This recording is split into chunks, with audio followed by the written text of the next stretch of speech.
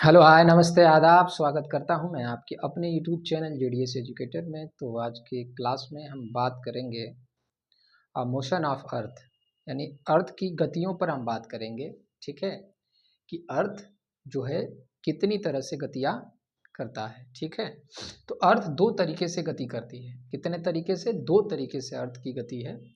एक को हम बोलते हैं घूर्णन यानी परिभ्रमण, जिसको इंग्लिश में कहते हैं रोटेशन, और दूसरा होता है रिवोल्यूशन, जिसको क्या कहते हैं इंग्लिश में हम परिभ्रमण कहते हैं।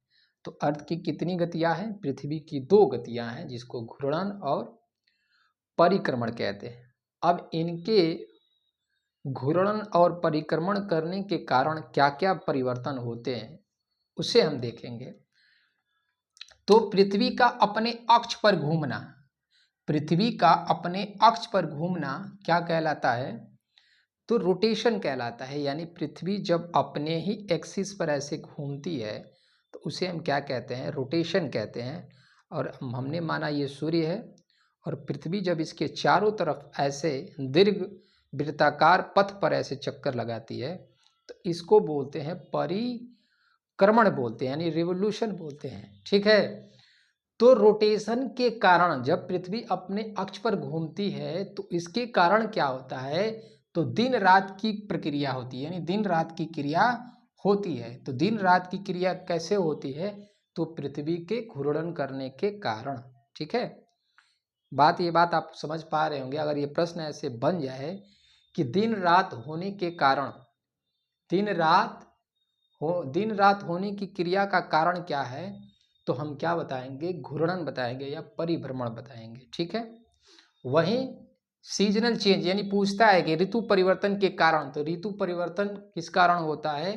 तो जब पृथ्वी सूर्य के चारों ओर चक्कर लगाती है यानी कि रिवोल्यूशन करती है तो क्या होता है? ऋतु परिवर्तन, यानी कि सूर्य के चारों ओर एक दीर्घ वृत्ताकार पथ में पृथ्वी का घूमना क्या कहलाता है? परिक्रमण कहलाता है। और इसके कारण क्या होते हैं? तो इस गति के कारण ऋतु परिवर्तन होता है। क्या होता है? ऋतु परिवर्तन। आपको सीजनल चेंज दिखाई देते हैं, ठंडा, गर्मी। ठीक है, उसके बाद से बरसात, ये सारी चीजें आपको दिखाई देते हैं।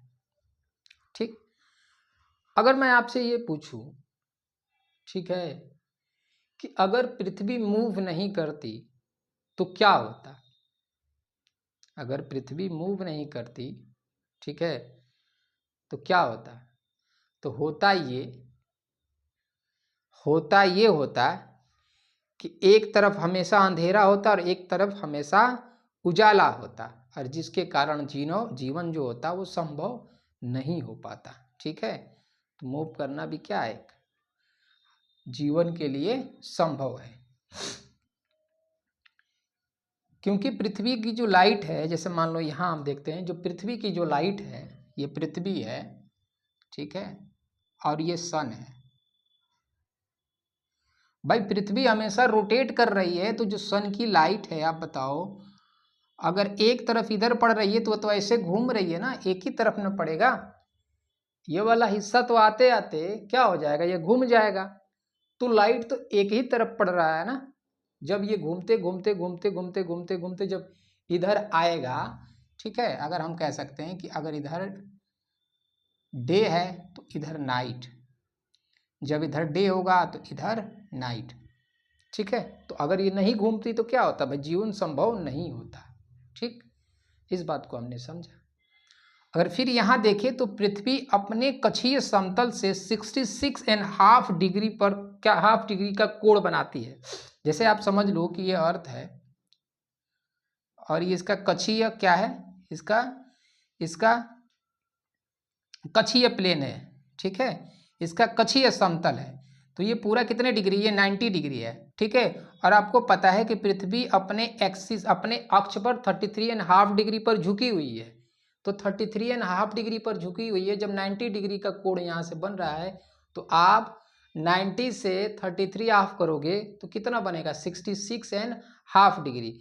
तो हाफ डिग्री का कोण, तो कक्षीय समतल पर कितने डिग्री का कोण बनाता है पृथ्वी? तो 66.5 डिग्री का। तो यहाँ हमने वही लिखा है कि पृथ्वी अपने कक्षीय समतल से हाफ डिग्री का कोण बनाती है। अगर प्रश्न ये बोले कि पृथ्वी अपने अक्ष पर कितनी झुकी है, तो आप बताओगे कि 23.5 डिग्री पर पृथ्वी क्या है, टिल्टेड है, झुकी हुई है। पृथ्वी ऐसे थोड़ी सी टेढ़ी है, झुकी हुई है। यहाँ से आप समझ सकते हो, ये नॉर्थ पोल है, ये साउथ पोल है, तो यहाँ से यहाँ क्या है, ये थोड़ी सी ऐसे झुकी है। ठीक है, फिर आगे समझते हैं प्रदीप्त वृत्त क्या होता है। आपने इसके बारे में सुना है और उससे सीटेट में क्वेश्चंस भी बने हैं। प्रदीप्त वृत्त क्या होता है, यानी अर्थ जब सन की लाइट, ठीक है, जब सन की लाइट जब अर्थ पर ऐसे पड़ती है, ठीक है, तो एक तरफ क्या होता है, अगर इधर पड़ रहा है इस वाले हिस्से में, तो इधर दिन होगा, और दूसरे वाले हिस्से में क्या होगा, नाइट होगी। तो ये जो बीच की जो लाइन गई है नॉर्थ पोल से साउथ पोल, जो रात और दिन को अलग कर रहा है, उसे ही हम क्या बोलते हैं, प्रदीप्ति वृत्त, यानी सर्कल ऑफ इल्यूमिनेशन बोलते हैं। यानी कि ग्लोब पर वह वृत्त जो दिन रात को विभाजित करता है, उसे प्रदीप्ति वृत्त कहते हैं। तो दिन रात को विभाजित कौन करता है, प्रदीप्ति वृत्त, यानी कि ये वाली जो लाइन है, इसे ही क्या बोलते हैं हम, प्रदीप्ति वृत्त बोलते हैं। तो इससे सीटेट में क्वेश्चंस बने हैं। ठीक, फिर आगे बात करें कि पृथ्वी अपने अक्ष पर एक चक्कर घूमने में, आपको पता है कि पृथ्वी जब अपने अक्ष पर यानी अपने ही एक्सिस पर ऐसे घूमती है तो कितना समय लगता है, 24 घंटे का समय लगता है। और वहीं सन के चारों तरफ ऐसे घूमती है तो 365 दिन 6 घंटे लगते हैं। ठीक है, तो यही बता रहा है कि पृथ्वी अपने अक्ष पर एक चक्कर 24 घंटे में पूरा कर लेती है, और उसे क्या कहते हैं, ये पृथ्वी का दैनिक गति होता है। क्या होता है, पृथ्वी का दैनिक गति होता है। नेक्स्ट समझते हैं कि पृथ्वी के घूर्णन काल को, यानी पृथ्वी के घूर्णन काल को पृथ्वी दिन कहा जाता है। क्या कहा जाता है, पृथ्वी दिन कहा जाता है। ठीक, नेक्स्ट, पृथ्वी सूर्य का एक चक्कर लगाने में, यानी कि जब पृथ्वी क्या करती है, रिवोल्यूशन करती है, परिक्रमण करती है, तो उसे हम कहते हैं क्या, कि पृथ्वी सूर्य का एक चक्कर लगाने में 365 दिन लेती है। कितने, 365 दिन 6 घंटे का समय लगता है। तो ये किसके कारण इसको क्या बोलते हैं, परिक्रमण अवधि बोलते हैं।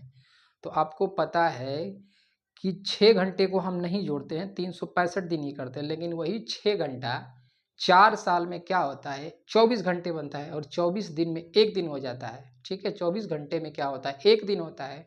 तो फरवरी जो 28 का होता है, वो 4 साल बाद कितने का होने लगता है, 29 दिन का होने लगता है। तो ये किस वजह से होता है भाई, तो पृथ्वी जब सूर्य का एक चक्कर लगाती है, ठीक है,